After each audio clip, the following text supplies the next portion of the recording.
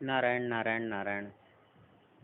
श्रीमद् भागवत कथा में आज हम श्रवण करेंगे श्रीमद् भागवत जी का महात्म्य।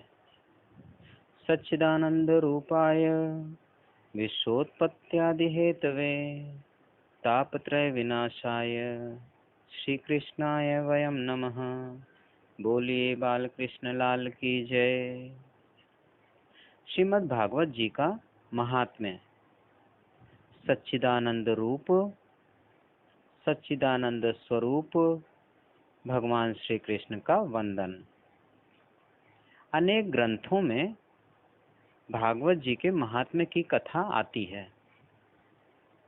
प्रधान रूप से पद्म पुराण के अंतर्गत आए महात्म्य की कथा को वक्ता को कहना चाहिए। ऐसी व्यास भगवान ने आज्ञा दी है कि पद्म पुराण में आए महात्म्य की कथा वक्ता कहे। व्यास नारायण के आज्ञा अनुसार पद्म पुराण के अंतर्गत श्रीमद् भागवत कथा के महात्म्य का अब हम आरंभ करते हैं। आरंभ करने से पूर्व हम सभी को भगवान श्री कृष्ण का वंदन करना चाहिए। सच्चिदानंद रूपाय विश्वोत्पत्त्यादि हेतवे तापत्रय विनाशाय श्री कृष्णाय वयम नमः। बोलिए बाल कृष्ण लाल की जय। कथा के आरंभ में भगवान श्री कृष्ण के चरणों में वंदन करते हैं। दर्शन के बाद वंदन होता है। जिसको भगवान का दर्शन नहीं होता, जिसको दर्शन के बाद वंदन होता है, जिसको भगवान का दर्शन नहीं होता, वह वंदन किसका करेगा। अतः मन से दर्शन करो, भगवान के चरणों में भावपूर्वक वंदन करो। कोई भी कार्य आप आरंभ करो तो पहले कार्य आरंभ करने से पूर्व भगवान के चरणों में वंदन करो। जीव में शक्ति बहुत कम है, जीव में शक्ति अल्प है, जीव की बुद्धि भी बहुत अल्प है। अल्प शक्ति होने पर भी वह ये जो जीव है शक्ति का बहुत विनाश करता है। शक्ति बहुत अल्प है, बहुत ही कम है, इसके बावजूद जीव शक्ति का बहुत विनाश करता है। इससे जीव दुखी होता है और उसकी हार हो जाती है। किंतु जिसको भगवान की शक्ति मिलती है, भगवान की शक्ति प्राप्त करके जो काम करता है, उसकी कभी हार नहीं होती। इसीलिए भावपूर्वक भगवान के चरणों में वंदन करो। भगवान की शक्ति मिलेगी तो बहुत अधिक शक्ति प्राप्त होगी और आपका प्रत्येक कार्य संपन्न होगा, कभी हार नहीं होगी। ऐसा नियम बना लो कि कोई भी काम करने से पहले अपने भगवान का हृदय में दर्शन करो, उन्हें वंदन करो। बाहर जाना हो तो भगवान का वंदन करके बाहर जाओ। बहुत से वैष्णव तो भगवान को ऐसा कहते हैं कि मैं आपका ही काम करने जा रहा हूँ। भक्ति में पैसे की जरूरत है। पैसा केवल भोग का साधन नहीं है, पैसा भक्ति का भी साधन है। पैसे के बिना भक्ति नहीं होती। अतः कुछ कर्म करो, अतः प्रवृत्ति भी परमात्मा के लिए करो। जो कर्म कर रहे हो वह परमात्मा के लिए करो। पैसा भक्ति का साधन है, पैसे के बिना भक्ति नहीं होती। अतः प्रवृत्ति भी परमात्मा के लिए करो। बाहर जाओ तब भगवान को वंदन करके जाओ। काम करो तब भी भगवान को भूलना नहीं। बाहर से जब घर में आओ तब हाथ पांव धोकर शुद्ध होकर सबसे पहले भगवान का दर्शन करो, भगवान को वंदन करो और कहो, यह दास आपकी सेवा में आया है, आप मेरे मालिक हो। आप इतना भी करोगे ना तो जीवन सुधरेगा। कितने ही लोग जब बाहर से घर में आते हैं तो उनको सर्वप्रथम पत्नी का दर्शन करने की इच्छा होती है। पत्नी ना दिखाई दे तो व्याकुल हो जाते हैं। अपने बच्चों से पूछते हैं, तेरी माँ कहाँ गई है? अरे यह क्या कोई भाग जाने वाली थी? आ जाएगी। घर में आकर पहले भगवान का दर्शन करो। घर के मालिक हैं भगवान, अपने मालिक से नहीं मिलते हो, पत्नी को पूछ रहे हो। आपके घर के मालिक भगवान हैं। घर में आते ही सबसे पहले भगवान का दर्शन करो। श्री कृष्णाय वयम नमः कथा के आरंभ में ही वंदन है। कथा के आरंभ में वंदन करो। केवल श्री कृष्ण का ही नहीं, अपितु श्री राधा जी के साथ विराजमान श्री कृष्ण का वंदन करो। सनातन धर्म में शक्ति के साथ परमात्मा की भक्ति होती है। कितने ही ज्ञानी लोग निर्विशेष ब्रह्म का ध्यान करते हैं।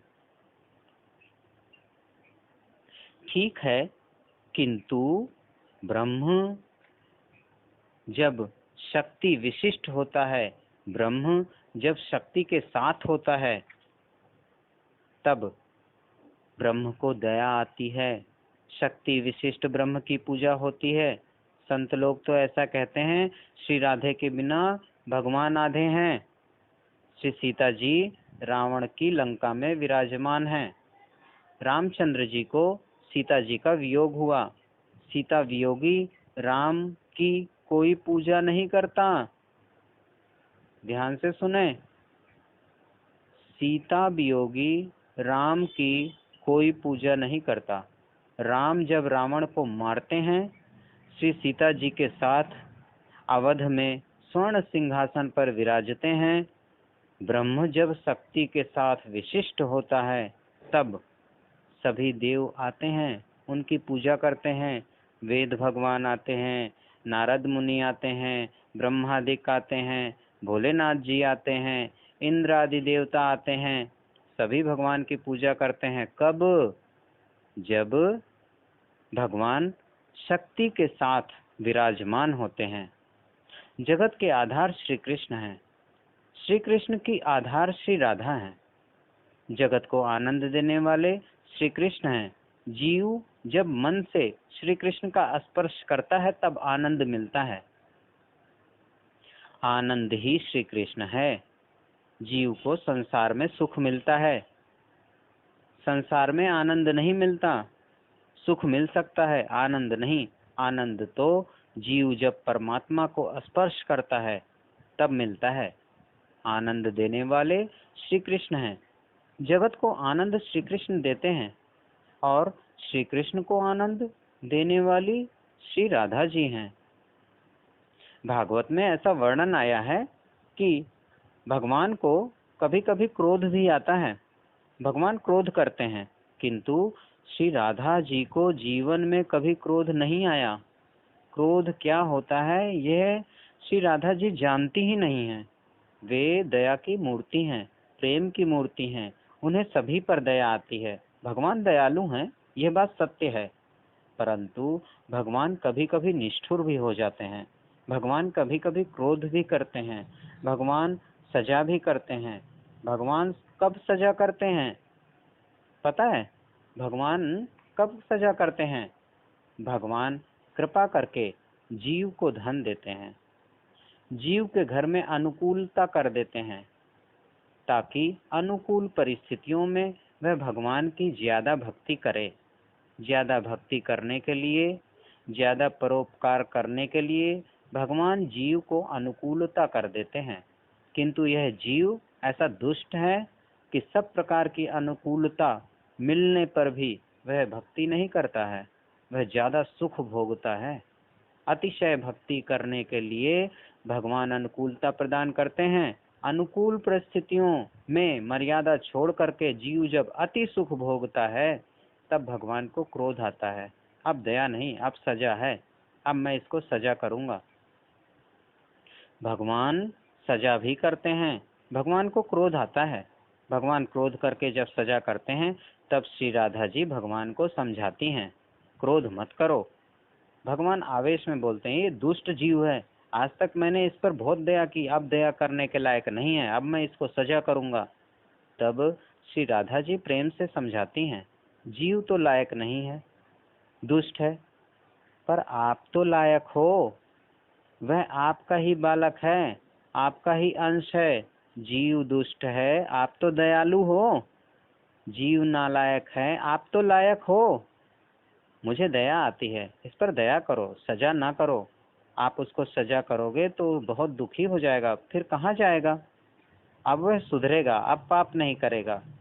श्री राधा जी की कृपा के बिना जीव भगवान के चरणों में नहीं जा सकता। श्री राधा जी उसके लिए सिफारिश करते हैं। संतों का एक अनुभव है, कभी कभी साधु संतों को भी माया सताती है। माया ऐसा नहीं है कि माया बंगले में जो लोग रहते हैं उनको ही सताती है, उन्हें ही दुख देती है, ऐसा नहीं है। कभी कभी माया संतों को भी सताती है। वन में रहने वाले तपस्वी संतों को भी माया दुख देती है। माया किसी को छोड़ती नहीं है, माया सभी को मारती है। माया जब बहुत दुख देती है तब संत श्री राधे श्री राधे श्री राधे श्री राधे, मेरा मन बिगड़ गया है, मेरा मन मानता नहीं है, मैं आपकी शरण में आया हूँ, ऐसा कहते हैं। प्रेम से, मन से, प्रेम से राधा राधा राधा राधा राधा राधा राधा राधा राधा कीर्तन करता हुआ जब मन तन्मय होता है तब श्री राधा जी दौड़ती हुई आती हैं। वे दया की मूर्ति हैं, दया ही श्री राधा है। भगवान की आह्लादनी शक्ति ही श्री राधा है। श्रयते सर्वात्मना श्री कृष्ण इति श्रीः, श्री कृष्णेन श्रीयते सेव्यते इति वा श्रीः। श्री राधा जी जगत माता हैं। साधारण माता को भी दया आती है। कैसा भी अपराधी पुत्र हो, वह 12 बजे घर में आए और माँ के सन्मुख हाथ जोड़ करके खड़ा हो जाए, उसकी आंख में 2 आंसू आ जाए तो माँ सब कुछ भूल जाती है। फिर माँ को पुत्र का कोई दोष दिखाई नहीं देता है। एक साधारण माता में ऐसी दया है तो श्री राधा तो जगत माता हैं। श्री राधा जी आदि शक्ति हैं। सभी शक्तियाँ श्री राधा जी से ही निकली हैं। माया भी भगवान की शक्ति है। माया जब सताती है, माया संसारी लोगों को ही त्रास देती है, ऐसा नहीं है। जो संसार में विचरण कर रहे हैं, संसारी लोग, गृहस्थ लोग, उन्हीं को केवल माया सताती है, ऐसा नहीं है। कभी कभी विरक्त साधु संतों को भी माया दुख देती है। ऐसे समय में संत श्री राधा जी का स्मरण करते हैं। राधे राधे राधे राधे राधे राधे राधे राधे राधे राधे श्री राधे राधे। श्री राधा जी को जल्दी दया आती है। श्री राधा जी कृपा करके दौड़ती हुई आती हैं। हजारों वर्ष हो गए, वृंदावन में श्री राधा जी कभी बड़ी होती ही नहीं है। श्री राधा जी 5-6 वर्ष की ही रहती हैं। श्री कृष्ण 7-8 वर्ष के ही रहते हैं। आज भी श्री राधा कृष्ण प्रत्यक्ष विराजमान हैं। उनकी नित्य लीला है। संत इसीलिए प्रथम श्री राधा जी के चरणों का आश्रय लेते हैं। प्रथम श्री राधा जी के चरणों में वंदन करो, फिर श्री कृष्ण के चरणों में वंदन करो। श्री धाम वृंदावन है। वृंदावन में स्वर्ण सुंदर सिंहासन पर श्री राधा कृष्ण विराजमान हैं। उनकी नित्य लीला है, आज भी विराजमान है। आप मन से दर्शन करो। प्रथम श्री राधा जी के चरणों में वंदन, फिर श्री कृष्ण के चरणों में वंदन। श्री कृष्णाय वयम नमः। जो प्रेम से भगवान के चरणों में वंदन करता है उसको भगवान शक्ति देते हैं। जिसको भगवान की शक्ति मिली है उसकी कभी हार नहीं होती है। जीव अपनी शक्ति में विश्वास रखकर काम करता है कि मेरे में बहुत ताकत है, मेरे पास बहुत बुद्धि है, मेरी बड़ी जान पहचान है, मैंने पहले ही अपना सब कुछ काम बना रखा है, सब जगह पैसे पहुंचा रखे हैं। जीव अपनी शक्ति में बड़ा विश्वास करके काम करता है तब उसकी हार होती है। जीव की शक्ति क्योंकि अल्प है, परमात्मा अनंत शक्तिमान है। कोई भी काम करो तब सर्वप्रथम अपने भगवान के चरणों में वंदन करो। बोलिए श्री राधा कृष्ण भगवान की जय। बहुत से लोग कथा में भी जय नहीं बोलते। कथा में प्रेम से जय बोलो, आपकी कभी हार नहीं होगी। अच्छा बताओ, भगवान की जय बोलने से भगवान को लाभ है? भगवान को कोई लाभ नहीं है, आपको लाभ है। क्यों? क्योंकि भगवान की तो कभी हार हुई नहीं, आप जय बोलो या ना बोलो। भगवान की जय यानी उनकी विजय हो, यानी वो कभी ना हारे। अरे भगवान की कभी हार नहीं हुई, और भगवान कभी हारने वाले भी नहीं हैं, और भगवान की कभी हार होने वाली भी नहीं है। हार तो मानव की होती है। मानव का जीवन क्या है? मानव का जीवन एक बड़ा युद्ध है। माया और मानव का युद्ध हो रहा है। माया की जीत हो जाती है, मानव हार जाता है। माया मानव को संसार में फंसा देती है। संसार में बड़ा आनंद आ रहा है, मजा आ रहा है, सुख मिल रहा है, स्त्री बहुत सुंदर है, पुरुष बहुत सुंदर है, ऐसा समझकर जीव को माया संसार में फंसा देती है।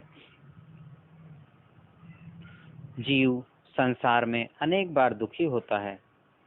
दुखी होने पर भी उसको संसार ही मीठा लगता है। माया की जीत होती है, मानव की हार होती है। मानव की हार क्यों होती है? क्योंकि जब वह भगवान की जय नहीं बोलता है। जो प्रेम से भगवान की जय बोलता है, हृदय से आवाज आनी चाहिए। हृदय से आवाज आए तो मन में जो पाप है वह बाहर निकल जाएगा, मन शुद्ध होएगा।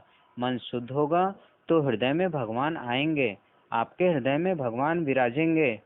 आपकी हार हो, यदि आपकी ऐसी इच्छा हो तो आप जय मत बोलना, कभी मत बोलना।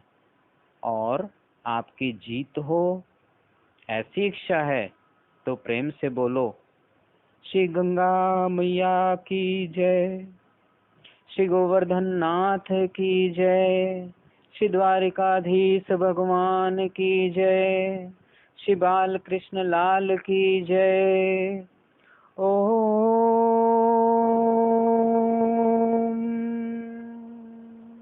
नमः पार्वती पते, हर हर महादेव।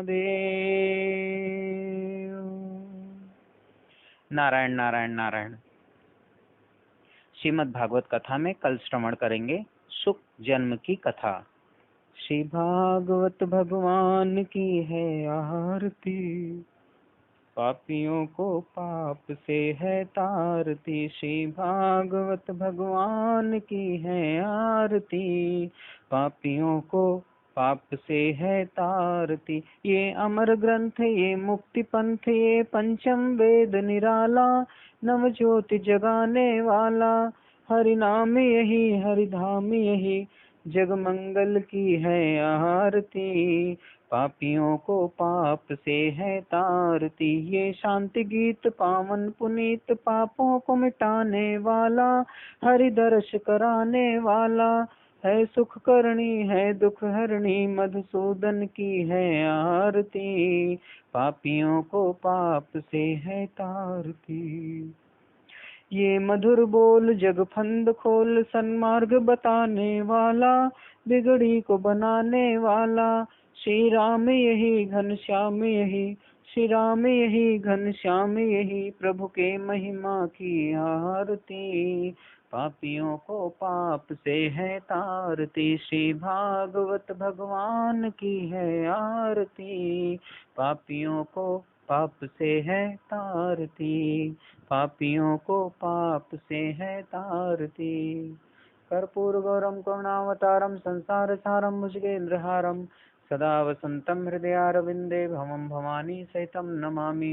नीलाम्बुश्यामल कोमलांगम, सीता समारोपितवाम भागम, पाणौ महाश्चायक चारुचापम, नमामि रामं रघुवंशनाथम, नमामि रामं रघुवंशनाथम।